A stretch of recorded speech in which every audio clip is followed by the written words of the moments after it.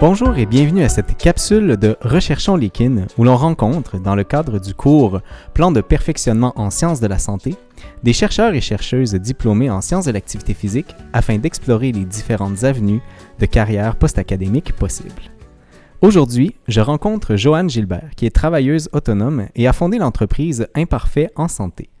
Elle est docteure en kinésiologie et s'intéresse particulièrement aux facteurs d'influence du poids corporel. De plus, elle est professeure adjointe de clinique et agente de recherche à l'École de kinésiologie et des sciences de l'activité physique de l'Université de Montréal. Bonjour Joanne. Bonjour. Ça va bien? Oui, très bien, merci. Oui, très bien. Merci d'avoir accepté de participer à l'entrevue avec nous aujourd'hui. Est-ce que tu pourrais nous parler de ton emploi actuel? En fait, j'ai plusieurs emplois, comme tu l'as dit. Tout à fait. Je crois que ce qui est intéressant, c'est de mettre un petit peu plus l'accent, c'est le fait que je suis partie à mon compte puis que j'ai fondé l'entreprise Imparfait et en santé. C'est pas la majeure partie de mon temps en ce moment, mais je fais un peu des deux. J'ai toujours aimé faire beaucoup de choses en même temps, de toute façon. Uh-huh. Donc, mon emploi actuel en tant que docteur en kinésiologie, où est-ce que je fais du coaching avec les gens, tout mon coaching, je le fais de façon virtuelle. J'ai monté des cours en ligne où les gens peuvent acheter des cours, le faire par eux-mêmes ou bien le prendre avec du coaching de façon régulière en fonction de la planification du cours, de tous les thèmes qui viennent avec les cours en ligne. Ou bien je fais aussi du coaching individualisé sans nécessairement que les gens aient pris ou acheté les cours que j'offre. Puis mon coaching se fait surtout sur les habitudes de vie puis tous les facteurs qui ont une influence sur le poids, sans nécessairement mettre le focus de mes interventions sur le poids, mais bien sur la santé. D'accord. Est-ce que le fait que ce soit en ligne est en réaction à la pandémie ou ça aurait été déjà ça de toute façon? J'ai été précurseur, imaginez-vous. Ben non, j'ai connu Zoom avant le Zoom. Non, dès que j'ai commencé, c'est en 2015-2016. Puis, c'est ce que je voulais développer. Mon objectif ultime serait de développer ça et de pouvoir travailler d'un peu n'importe où, incluant dans le monde. Donc, oui, c'est le fun d'avoir des visées, des objectifs. Donc, c'est ce que j'aimerais faire à un moment donné. Je suis curieux du nom de la compagnie Imparfait et en santé. J'aime beaucoup le côté, le premier mot, imparfait. Est-ce que tu peux nous parler du nom de cette compagnie-là? Oui, bien en fait, toutes les interventions qui existaient, il faut se ramener comme dans une couple d'années. Comme j'ai dit, j'ai commencé ça en 2015-2016, mais moi, quand j'ai fait ma maîtrise, j'ai déjà commencé à comprendre ce qui se passait avec le corps quand les gens perdaient du poids. Mm-hmm. Puis, il y a des conséquences ou des résultats qu'on attendrait, inattendus ou pour lesquels on n'est pas très content. C'est-à-dire que le fait de perdre du poids, ça choque le corps et généralement, il reprend.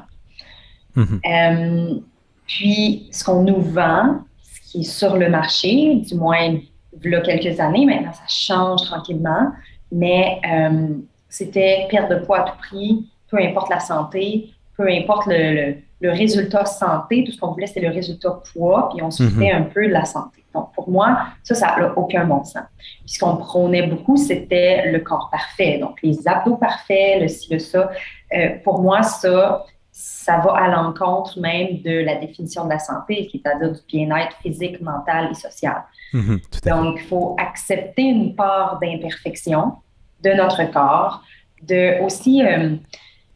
quand on commence quelque chose, peu importe c'est quoi, quand on fait un changement dans nos habitudes de vie, bien, généralement, on n'est pas bon en partant. Donc, il faut accepter aussi cette imperfection-là pour pouvoir poursuivre. Fait qu'il y avait beaucoup de choses autour de l'imperfection et moi qui a grandi aussi, parce que quand on part d'une entreprise, il y a toujours un peu de soi, même un peu beaucoup, comme perfectionniste. Puis j'ai appris à laisser aller, si on veut faire beaucoup de choses en même temps, on ne peut pas tout faire à la perfection. Faut apprendre à laisser aller. Puis donc, c'est tout ça ensemble qui a fait que j'ai décidé d'appeler mon entreprise Imparfait et en santé, surtout que je ne voulais pas qu'il y ait le mot poids dedans. Oui, d'accord. C'est un peu un message finalement sur la perfection et l'imperfection que tu t'envoyais à toi-même là, pour te rappeler. Je reflète à tous. Comment est-ce que tu as commencé à vouloir avoir ta propre entreprise? J'ai toujours eu ça en tête, mais j'avais pas le guts de le faire. D'accord. Ouais, quand j'étais même à la maîtrise, moi et mon directeur de recherche, on avait pensé commencer à faire des conférences, mais plus de la formation professionnelle pour les professionnels de la santé. C'était une idée, puis c'était drôle. C'est lui qui avait trouvé avec mon nom. Mon nom, c'est Joanne Gilbert, J-O, trait d'union, mais c'était Jog, J-O-G. On pourrait appeler ça Jog Inc. Puis là, en tout cas, D'accord. tu sais, On mais je avait le l'ai nom de jamais fait. l'entreprise avant l'entreprise. Exactement. Puis moi qui n'ai pas une joggeuse non plus, je trouve ça très drôle. D'accord. Mais bon, donc l'idée a toujours été là un peu, mais j'ai fait ma maîtrise, j'ai voyagé, je me suis promenée, j'ai fait mon doctorat. Puis après mon doctorat, j'ai eu l'idée de le partir, mais encore une fois, ça prend quand même, ça prend du goût, partir, Mhm. faire son entreprise. Puis je me sentais pas assez solide pour le faire, fait que je me suis trouvé une job aussi comme en santé publique, c'est-à-dire chez Santé Canada. Donc, D'accord. j'ai fait ça avant de venir enseigner à l'Université de Montréal. J'enseignais en même temps à l'Université d'Ottawa. Là, j'ai toujours fait plein de choses en même temps, comme je dis. Mais fait que j'ai fait un saut pendant comme 4 ans et demi en santé publique pour travailler chez Santé Canada où je faisais du transfert de connaissances vers de la recherche vers les tables de discussion en politique dans le domaine de la nutrition. Je suis kinésiologue, mais j'ai un gros pendant de nutrition dans tout mon cursus académique, mettons. Donc, j'ai fait ça, puis j'ai eu une écœurantite à un moment donné et là, j'ai décidé. Là. Je me suis mise au pied du mur. J'ai attendu de vraiment plus avoir d'autres options et de dire comme, OK, là, ça n'a pas de bon sens. Puis je voyais aussi tous les messages passer sur le Mhm. poids qui avait juste pas de bon sens, les mythes qui étaient perpétués encore et encore et encore et encore. Puis, l'événement déclencheur, ça a été quand moi, je me suis inscrite dans un gym et j'ai fait l'évaluation en disant pas c'était quoi mon background. D'accord. J'ai fait l'évaluation par quelqu'un qui n'était pas kinésiologue en me disant, bon, je vais aller faire une petite estimation là, de mon VO2 max, je vais aller faire, tu sais, les trucs de base. Oui. L'évaluation a été en entier sur ma composition corporelle. J'ai jamais énoncé aucun objectif de poids. Puis j'étais au plus petit que j'avais jamais été dans toute ma vie. Ouais, d'accord. Ça m'a insulté au plus haut point. Puis je me suis dit, c'est ça que les gens ont comme service. OK, non, ça prend un service supplémentaire, puis c'est moi qui vais le partir. Donc, ça a été aussi basé sur la frustration, ma décision de partir ça aussi. D'accord, c'est Yeah. ce qui a permis de donner le petit kick qui manquait pour Mm-hmm. passer Ouais, le courage là, qui manquait initialement.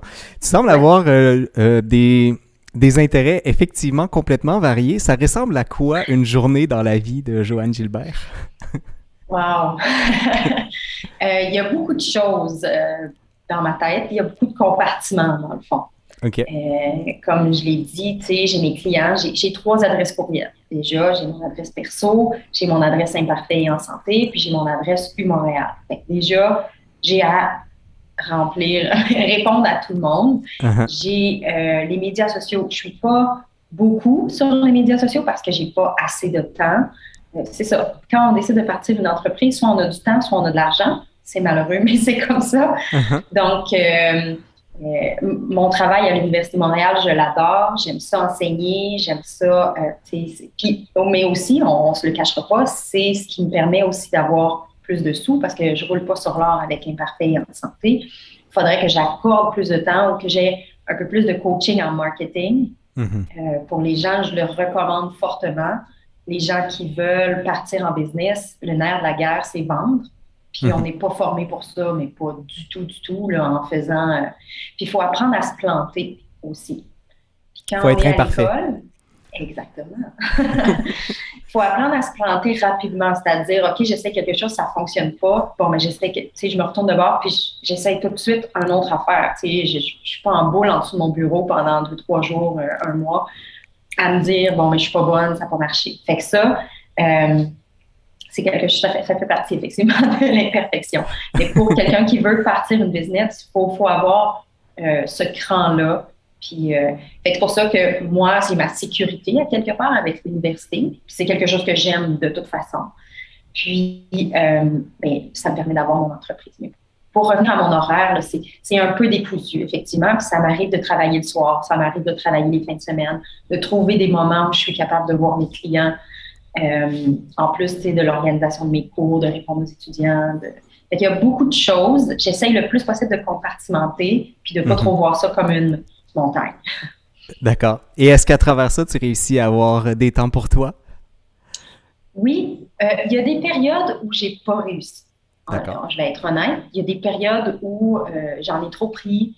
J'ai dit oui à beaucoup de choses, puis j'y arrivais pas. Tu sais, s'il y a des étudiants qui m'ont eu comme prof, des fois, les réponses au courriel ont été longues. C'est parce que justement, j'en avais trop pris. Ouais. Puis là, tu t'assois à la fin de la session, puis tu dis comme, OK, on va réajuster parce que j'ai plus le temps d'aller nager, j'ai plus le temps de cuisiner, j'ai plus le temps. Puis tu sais, c'est ce que je prône avec ma business. C'est correct, tu sais, d'avoir une vie de fou, mais ça prend une base qui est stable, qui est solide, c'est-à-dire prendre soin de soi, parce que si, en tant que personne, tu plantes, mais ta business plante aussi, puis le travail que tu as, donc c'est la base de tout.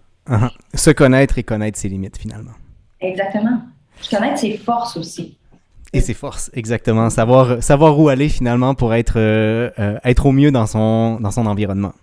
Ouais. Parlant d'environnement, est-ce que tu te considères comme une actrice de changement autour de toi? Je dirais oui, parce que ça a été l'objectif numéro 1 derrière l'idée de partir imparfait et en santé, puis même de changer l'approche de gestion du poids, dans le fond. Puis même, j'essaie de ne pas utiliser ce terme-là, mais de dire, OK, oui, les gens sont insatisfaits de leur poids, il y en a énormément, les statistiques sont alarmantes, mais faire n'importe quoi pour arriver à un poids plus bas, bien, on n'améliore pas la santé.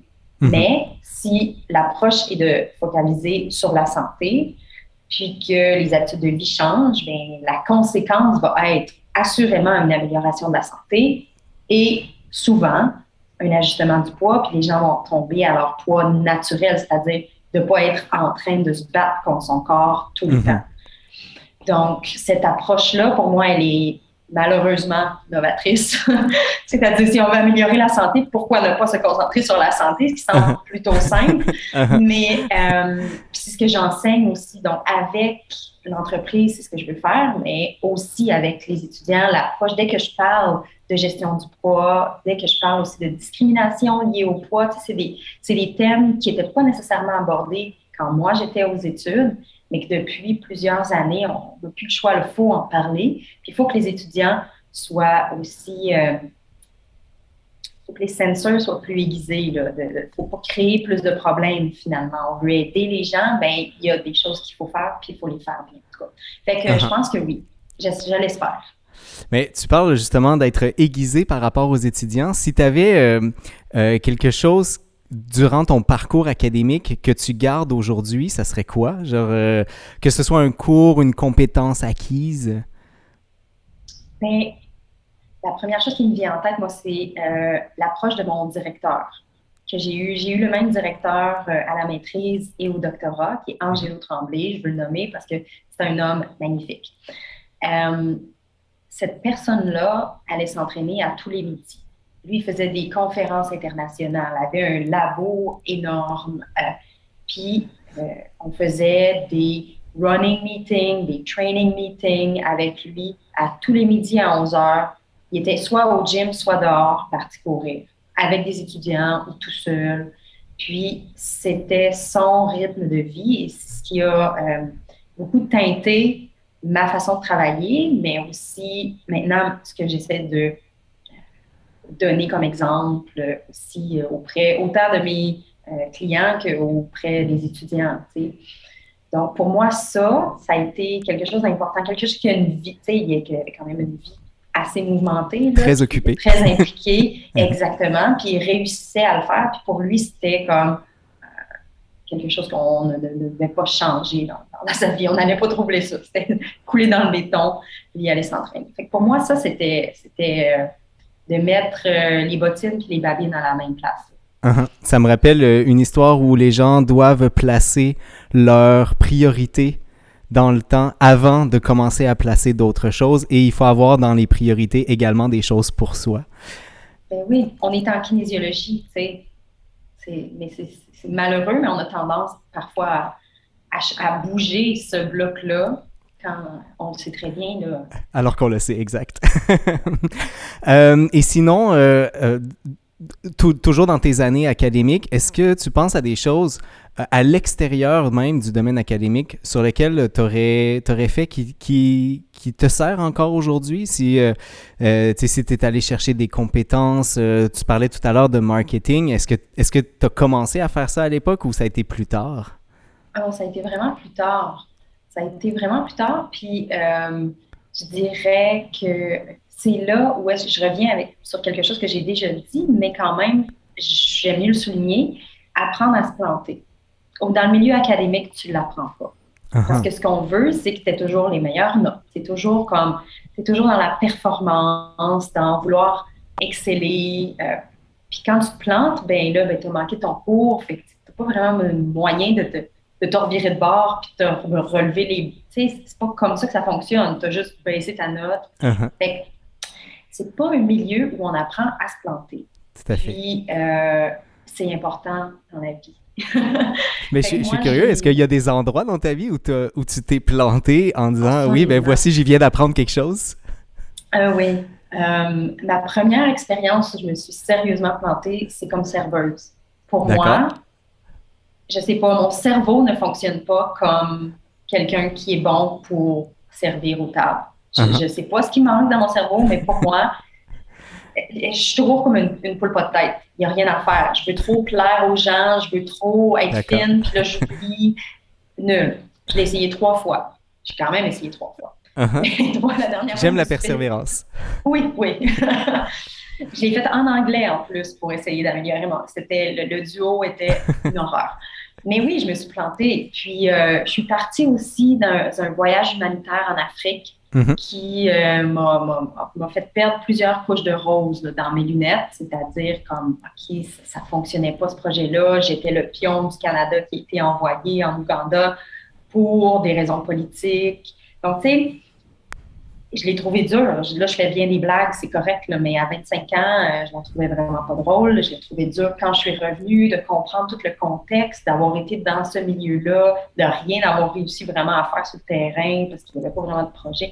Ça a été mon premier gros échec, là, d'être serveuse. C'est pas ça que je veux faire dans la vie, c'est pas si grave, mais partir puis donner de ton temps puis rester des mois quelque part puis ça marche pas. Il n'y a jamais rien qui a marché.